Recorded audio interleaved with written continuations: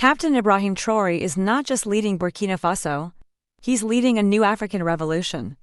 In this video, we highlight 20 powerful achievements that are transforming the country's economy, military, infrastructure, and sovereignty. In a time when Africa is rising, one man is leading a quiet but powerful revolution. Captain Ibrahim Traoré of Burkina Faso. Here are 20 remarkable achievements that are transforming his nation and shaking the old colonial order. Traoré inaugurated the first tomato processing plant in Bobo-Dioulasso.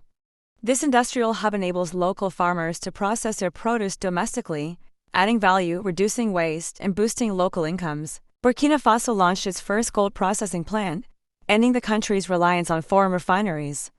This allows the nation to retain more of its gold revenue and create skilled jobs. Traoré inaugurated a major hydroelectric project to supply clean energy and reduce electricity shortages, especially in rural areas. He established the Burkina Atomic Energy Agency and signed an agreement with Russia to build the country's first nuclear power plant, marking a historic energy milestone. In Bobo-Dioulasso, he initiated key infrastructure upgrades, including the Avenue Charles and Champagne to Port Sec, enhancing access to the dry port and regional mobility. Construction began on a cross-border railway linking Burkina Faso to Ghana, facilitating trade and regional integration. Burkina Faso launched local manufacturing of rail wagons, creating jobs and reducing reliance on imports. Construction of 50,000 housing units began to address the housing crisis and improve urban living standards. Traoré inaugurated Burkindlim, the country's first state-owned central bank, aimed at financing development independently of external creditors. Over 400 tractors, 239 tillers,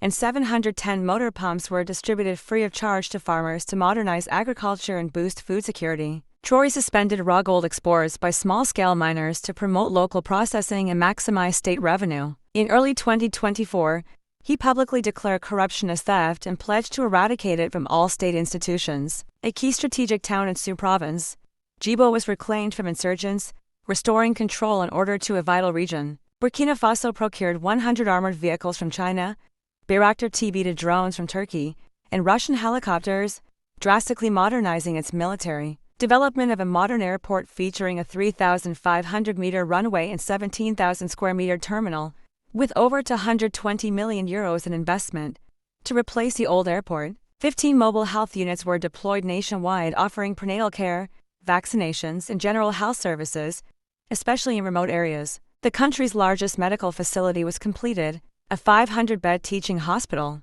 Over 55,000 volunteers were enlisted as volunteers pour la défense de la patrie to defend the nation, a bold Pan-African security model. The government launched funding and training programs to support young entrepreneurs, focusing on innovation, tech, and agriculture. Alongside Mali and Niger, Traoré spearheaded a regional security and economic alliance, affirming a bold move away from neo-colonial structures. This is what African transformation looks like.